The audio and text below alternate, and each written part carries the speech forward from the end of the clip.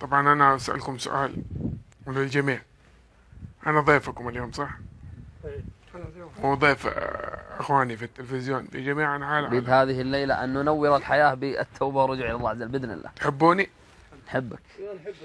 كلكم اللي في أعطونا نور التلفزيون حياتك. تحبوني؟ نعم. وأنا والله أشهد الله إني أحب كل واحد فيكم. حبك الله. طيب بس قد يختلفون الناس في حبي، بس أسألكم سؤال، تحبون الله؟ نعم. الجميع يحب الله صح؟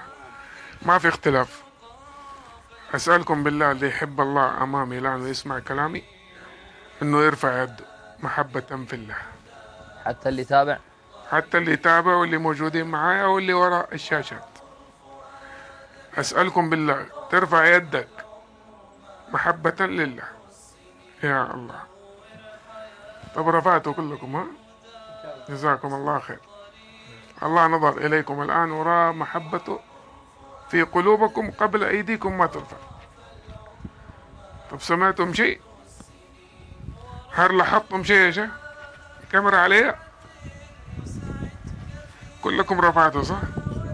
أنا رفعت؟ أنا اللي سألتكم هل تحبوا الله قلت له أيوة كلكم. أنا ما رفعت. هل أنا ما أحبه؟ طب من اللي منعني؟ الله يرضى عليك.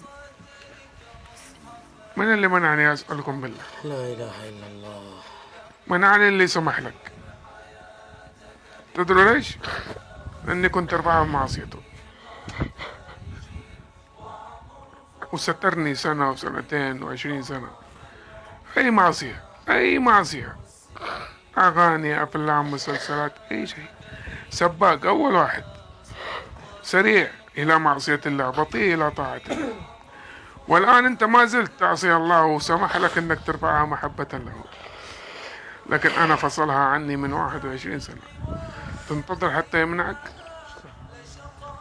ما زلت تعصي الله، ما زلت تمسك الدخان والمخدرات، ما زلت تسوي العادة السرية، وما زلت تنمصي حواجبك، تعصي توجبي على نفسك لعنة الله، وما زلت وسمح لكم الآن أنكم ترفعوها محبة لله. بس أنا منعني نفسي أغسل عورتي، لي 21 سنة أغسل عورتي. عمرك ما دخلت الحمام وناديت أحد يجي يغسل عورتك أو أنتي؟ أنا إلى الآن 21 سنة يغسل عورتي، وأحتاج أي أحد عندي، أي أحد عندي أحتاج يغسل عورتي إذا وسخت أو جاني.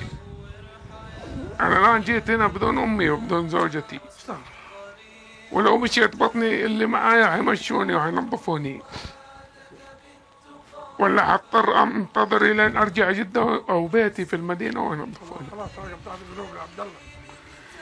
قطع قلوبكم وأحسن ما تقطع أجسادكم في النار يوم القيامة. أيوة، عشان أحسن ما تقطع قلوبكم وأفئدتكم في النار يوم القيامة. أشكروا نعم الله عليكم في الأرض عشان لا تعذبوا تحت الأرض ويوم القيامة ويوم العرض. أسأل الله أن يحرمكم على النار. هذه اليد اللي رفعتها محبة في الله هتشهد لك يوم القيامة أنك تحب الله. طب أشهد، خلي اليد هذه تشهد لك كمان أنك أي معصية بينك وبين الله تتركها. يوم يختم على أفواههم وتكلمنا أيديهم وتشهد أرجلهم بما كانوا يكسبون. خلي هذه اليد تشهد لك محبة في الله انك تركت الاغاني والافلام والمسلسلات، تركت العادة السرية، تركت التنميص، وتركت التقليب في المواقع الاباحية، ترقيم البنات وايذاء البنات وايذاء الشباب. ندخل على غرف شاتات عرض اجساد بنات لا اله الا الله من ابناء لا اله الا الله. اذكر الله يا اخواني، اشكروا نعم الله. اقسم بالله قال الله وان تتولوا ويستبدل قوما غيركم ثم لا يكونوا امثالكم. ما انا الا واعظا لكم بلسان الحال والمقال. سبحانك اللهم وبحمدك، اشهد ان لا اله الا انت، استغفرك واتوب اليك.